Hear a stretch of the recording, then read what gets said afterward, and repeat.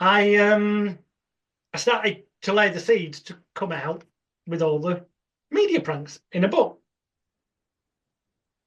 And I'd nearly finished writing said book.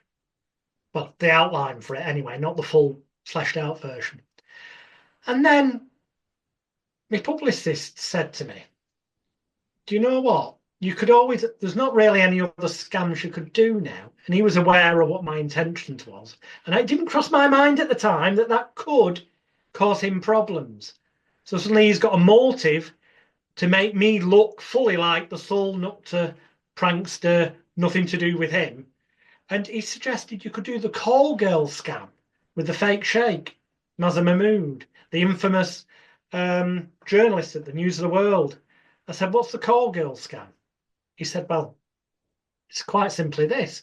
He said, if you call up a local massage parlour, get a couple of girls booked from the massage parlour to show up at his hotel room when you're not there, you will have done nothing legally wrong.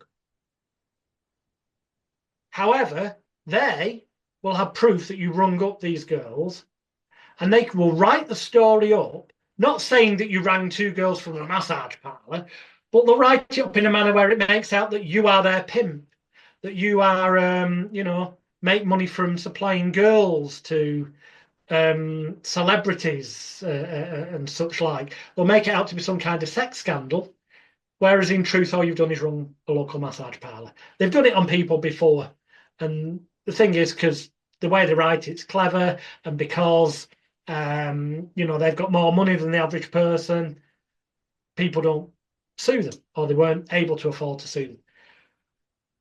And I thought, yeah, fair enough, because I'd already been tarnished in 1994, just going back ever so slightly. In 1994, unbeknownst to me, the dishonest activity towards me from the newsgroup newspapers had already started. Because in 1994, the Sun newspaper ran an article headed Dirty Trancing. We expose evil hypnotist who makes women believe he's their favourite film star to get them into bed. Now, that story was meant to be, because it was a fabricated by me prank, or at least it was meant to be. I paid an actress to speak to the media and say that she'd volunteered to be hypnotised and asked me to hypnotise her to believe that I was Richard Gere, her favourite film star, and that she then asked me, under the guise of being Richard Gere, to have sex with her so she could have hypno-fantasy sex, and that it was the best sex of her life, fully consensual. I was sat next to her when she said these things to the journalist. When they published their article, they wrote it up as though it had been done undercover without my knowledge, as though I didn't know anything about them interviewing this woman. And they quoted her as saying I'd hypnotised her against her will and that she regretted it. None of that was ever said. They'd lied blatantly to sensationalise the story even further.